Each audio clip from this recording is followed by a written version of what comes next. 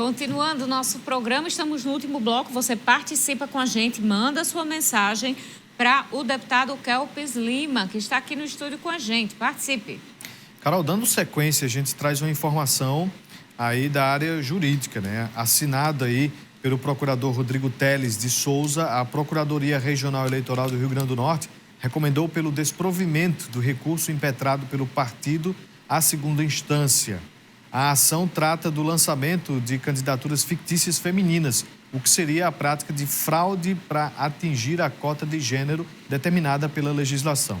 Segundo o parecer, que contém 15 páginas, foram observadas inconsistências, como semelhança contábil nos lançamentos das candidaturas do PSC, sendo informadas receitas e despesas idênticas, constando os mesmos fornecedores, uma votação inexpressiva das candidatas do sexo feminino, lançamento de candidatura de pessoas com relação de parentesco irmãs e ausência de comprovação de participação das candidatas em qualquer ato político que promovesse sua candidatura durante a campanha eleitoral de 2020. O documento afirma que circunstâncias essas que, examinadas em conjunto, revelam claramente a fraude perpetrada. A recomendação do Ministério Público Eleitoral segue para o Tribunal Regional Eleitoral, que deverá ainda analisar o recurso. A decisão da juíza Juliana Silveira de Souza, da 33ª Zona Eleitoral de Mossoró, que cassou o registro da chapa do PSC local, argumenta que o partido teria usado candidaturas femininas fictícias, as chamadas laranjas. A intenção seria de burlar a cota de gênero de 30%.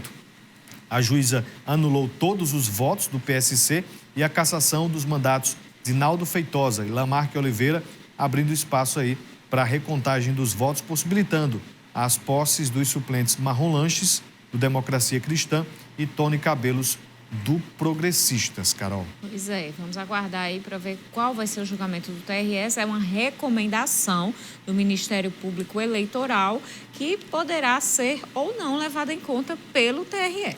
Lembrando que esta decisão de cassação foi na primeira instância, subiu para a segunda instância, no TRE, e aí precisa desse parecer do Ministério Público Eleitoral. Quando o TRE recebe esse recurso, a primeira coisa que ele faz é pedir o parecer do Ministério Público.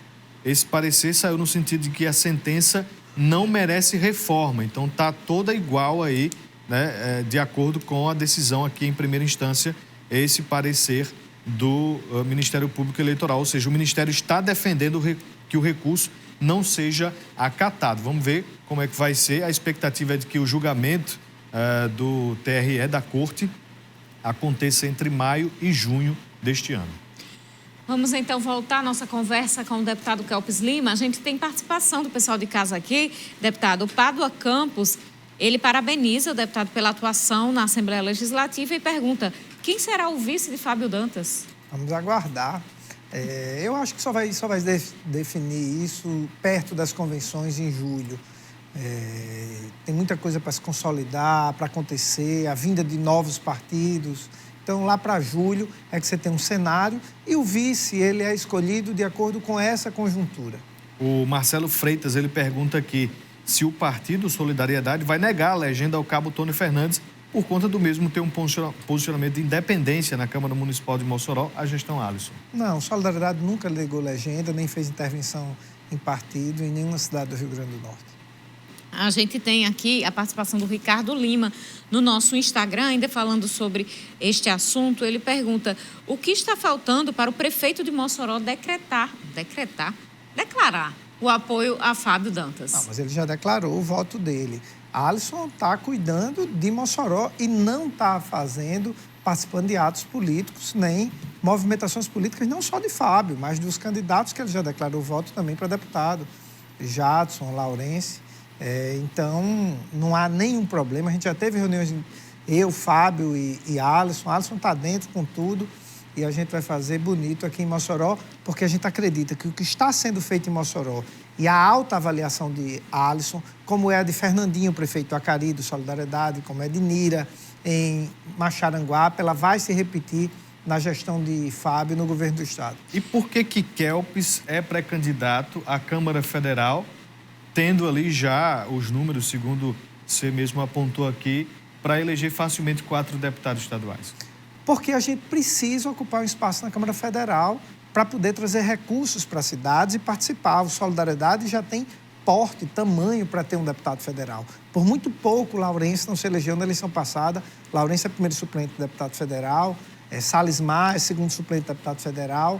E dessa vez a gente precisava trazer mais nomes para fazer uma chapa mais robusta. Eu fui um dos convocados, me apresentei e vou para Brasília, em sendo eleito, tentar trazer recursos para o Rio Grande do Norte e repetir o que eu fiz na Assembleia, apresentar projetos relevantes e ter coragem de fiscalizar quem quer que seja o presidente, como eu fiz nos 3 mandatos aqui de deputado estadual. A gente tem aqui Raimundo Nonato. Hoje eu vou ler sua pergunta, mas primeiro eu vou fazer essa minha aqui, que tem ligação com a sua. Deputada, em relação às CPIs, a CPI da Arena das Dunas foi suspensa, vamos chamar assim, porque teve toda aquela questão do prazo. E aí se alegou, a presidente Isolda Dantas alegou que estava de acordo com o regimento antigo e não com o novo regimento. Já com a CPI da Arena das Dunas, a qual o senhor presidiu... Da Covid. Da Covid, com as regras do novo regimento. Por que uma foi uma regra e a outra foi outra regra? Na questão do tempo de realização da investigação. Não aconteceu isso. Isso não é um fato verdadeiro. A CPI da Arena das Dunas começou bem antes da CPI da Covid e terminou depois. E estava claro que ela perdeu o prazo. A própria CPI da Covid, a gente teve que adiar o prazo dela por 15 dias. A gente podia adiar por 2 meses, a gente preferiu só 15 dias porque o trabalho foi muito bem feito. Infelizmente, o prazo foi perdido. Isso foi unânime na Assembleia e o trabalho foi jogado fora, o que é uma pena, porque a CPI da Arena das Dunas ela era muito mais fácil de se fazer do que a da Covid. Os fatos já estavam postos, houve a operação da Polícia Federal com Rosalba, com Zé Agripino, com os empresários, já havia um andamento muito maior do processo do que a da Covid, que a gente pegou do início, porque era um fato recente. O prazo foi perdido. A minha opinião é pública e notória, acho que houve um acordo do governo com Rosalba para livrar Rosalba, e aí eles fizeram uma pizza grande, sabor Arena das Dunas, com a participação do governo do Estado, do PT, para favorecer Rosalba Ciarline. Raimundo Nonato, ele pergunta o seguinte: eu mando meus parabéns para o entrevistado e o que eu queria era ver os culpados do desvio do dinheiro dos respiradores presos, mas aqui é Brasil. Como é que está essa questão dos respiradores? Olha, está avançando. Teve uma operação da Polícia Federal, uma segunda operação há 3 semanas atrás. Eu já tive 2 reuniões da Procuradoria-Geral da República, levando elementos, participando da construção das investigações. Tem muita coisa rolando que a gente não pode revelar ainda, mas eu tenho muita confiança que ainda vem coisa por aí e a gente vai, sim, recuperar o dinheiro e botar essas pessoas na cadeia. O Ministério Público Federal está com um trabalho muito forte nesse sentido e a gente tem participado, não mais das investigações, porque não é nossa competência, mas eu tenho sido chamado para auxiliar e para levar fatos e leituras que a gente fez na CPI e vem coisa por aí. A CPI vai ser usada politicamente? Eu não sei se a CPI vai ser usada politicamente, porque quem pode usar ou não usar isso é a população na sua interpretação. Agora, não dá para esconder que nós voltamos a ter uma CPI 30 anos depois no Rio Grande do Norte. A última CPI foi com Garibaldi Alves, quando era governador, agora aliado e pai do vice de Fátima. Teve uma CPI com Garibaldi, teve uma com Fátima.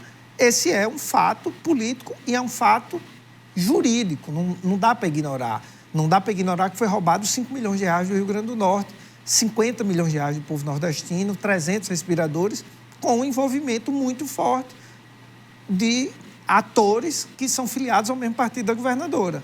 Então, isso não dá para ignorar. A gente tem aqui o Dantas Rocha, do Abolição 3. Ele diz, por que é tão difícil a união dos políticos para a duplicação da BR-304? Sem união, quem sofre são os que trafegam nesta BR todos os dias. Isso não é pobreza política do nosso Estado? Eu acho um absurdo não ser duplicada a BR-304. O governo do Estado, só com o aumento de arrecadação que ele teve em relação à gestão anterior, dava para ter feito 2 duplicações na BR-304. Foi falta de prioridade. Eu acho complicado você entender isso. Não que a governadora tivesse a obrigação de fazer a duplicação, porque essa é uma rodovia federal. Estou só mostrando pelo volume de recursos, o Estado tinha esse dinheiro, o governo federal tem esse dinheiro, e eu acho que falta, sim, a todo mundo sentar. Essa polarização política, ela leva a isso. Por isso que eu não participo dessa polarização. Política não é jogo de futebol. Os mandatários, os gestores, eles são responsáveis pela vida das pessoas. Eu sou torcedor de futebol, estou feliz da vida que meu Botafogo ontem ganhou do Flamengo finalmente. Mas isso é outra coisa. Não dá para trazer essa polarização. Não dá para o meu partido político ser mais importante que a população. Quando você vê uma pessoa defendendo mais um partido político, um ator político, do que a sensatez, só dá nisso. Sobre este assunto, temos aqui a pergunta do Antônio, do Centro. Ele diz, nessa época de pré-candidatura só se fala em nominata. Políticos que analisam a possibilidade de migrar, pular de partido exclusivamente para serem eleitos. Pergunto, neste caso, onde fica a ideologia política? Só na retórica? No caso do Solidariedade, ninguém mudou de partido. Todos os nossos mandatários ficaram no mesmo partido porque a gente é muito organizado em nominata. Tinha muita especulação de gente para mudar de partido até a última semana. Nenhuma especulação dessa foi em torno do Solidariedade. Mas, de fato, houve uma mudança de regra também, né? E quando há uma mudança de regra, você precisa se adaptar à nova regra. Eu até entendo alguns que mudaram de partido, porque a regra também foi mudada em cima da hora. Pedro, do Conjunto Resistência, pergunta a Kelps se vai apoiar Cabo Tony ou Soldado Jadson para deputado estadual. Eu sou pré-candidato a deputado federal, e o pré-candidato a deputado federal faz dobradinha com um monte de pré-candidatos a deputado estadual. Há cidades em que eu vou fazer dobradinha tanto com o Cabo Tony como com meu amigo, grande amigo, Jadson. Tive com o Jadson sexta-feira em Ipanguaçu, sábado em Upanema. Tildinha, ela faz um apelo aqui, ela sugere para conversar com o seu candidato ao governo, caso venha ganhar, lutar pela abertura das delegacias de bairro. Quando tínhamos essas delegacias abertas, não tínhamos tanto assalto. Qual a opinião do senhor sobre a segurança pública no momento? Fátima Bezerra, e eu preciso fazer essa adenda, não tenho nada pessoal contra a Fátima, tenho admiração pela trajetória de vida pessoal dela, mas a ideologia política, o partido político de Fátima não gosta de polícia, não gosta de policial. E isso é muito ruim para a segurança pública. A polícia é tratada, ela é marginalizada e criminalizada pelo PT. Então isso diminui o investimento na polícia e a credibilidade da polícia. Fábio Dantas gosta de polícia. Nós temos um policial na bancada do Solidariedade. Tivemos mais de um vereador policial em Mossoró pelo Solidariedade. Então, a gente vai investir muito na polícia. Tem gente que gosta de polícia. Tem gente que não gosta de polícia. Agora, policial bom não gosta de bandido. Acho que é isso. Ainda temos Rocha Neto aqui, peraí. Ele está aqui pedindo a opinião do senhor sobre a chapa do outro lado. Está querendo saber se o senhor acha que a governadora Fátima vai votar para senador, para Carlos Eduardo, que falou nas ruas no Rio Grande do Norte contra ela, ou em Rafael Mota, que sempre foi fiel ao governo. Não dá para dizer, porque assim, Fátima chamava Walter Alves de golpista, porque votou pelo impeachment de Dilma. Carlos Eduardo tem vídeo dele na rede social dizendo que o PT só tinha ladrão. Rafael Mota votou pelo impeachment de Dilma. Sim. E Fátima chamava de golpista. Então, essa altura do campeonato, eu não sei mais o que é que Fátima chama de aliado, de adversário, quem é golpista. Não dá para dizer, tem que perguntar a ela. Como é que deve seguir, já que você já falou aqui na nossa entrevista que a polarização fica nacionalmente entre Bolsonaro e Lula. A própria Solidariedade apoia nacionalmente o ex-presidente. Mas como é que segue no debate político aqui no estado do Rio Grande do Norte? A tendência é a polarização Fábio-Fátima, né? Mas como é que segue a campanha? Vai ser de trazer o desgaste da governadora Fátima para o palanque ou existe de fato um projeto político ali encabeçado por Fábio, Solidariedade e partidos aliados? A gente precisa discutir o Rio Grande do Norte. Eu estive agora em Itaú. Toda cidade que a gente tem chegado, a gente pergunta, tem obra da governadora aqui, com recurso do Estado, que não seja de emenda parlamentar federal, que não seja recurso federal, e a gente não está achando. A saúde está boa, a educação está boa, as estradas estão boas. No governo de uma professora, teve 2 greves de professores e ela não quis dar o piso. O piso dos professores vai ser pago pelo próximo governador, o piso desse ano. Essa é a discussão. Se Fátima foi uma boa gestora, se as pessoas estão satisfeitas aqui, volto a dizer, com o Tarcísio Maia. E Fábio precisa irá apresentar propostas que as pessoas se convençam que vale a pena dar uma chance a ele para fazer uma gestão moderna e diferente. Nós vamos tentar pautar a campanha nisso, porque é isso que altera, na prática, a vida das pessoas. Se elas vão ter emprego, se os filhos vão ter acesso à boa educação, se vai ter saúde quando o parente for no hospital. Eu recebo dezenas de mensagens todos os dias. Chegando aqui, recebi uma pessoa no Valfredo Gugel, está lá no corredor, precisando de atendimento. Se não for essa a discussão principal, a gente não vai ter um Rio Grande do Norte melhor. Deputado Kelps Lima, muito obrigada pela visita aqui a Mossoró e pela participação no nosso programa. Eu adoro viajar, adoro vir em Mossoró. O Rio Grande do Norte é minha casa e Mossoró também. Seja sempre bem-vindo, deputada. Você de casa, boa noite. Até amanhã. Muito obrigada pela audiência no programa de hoje. Amanhã, 7h25 da noite, a gente se encontra ao vivo aqui na TCM. Ótima noite e até lá.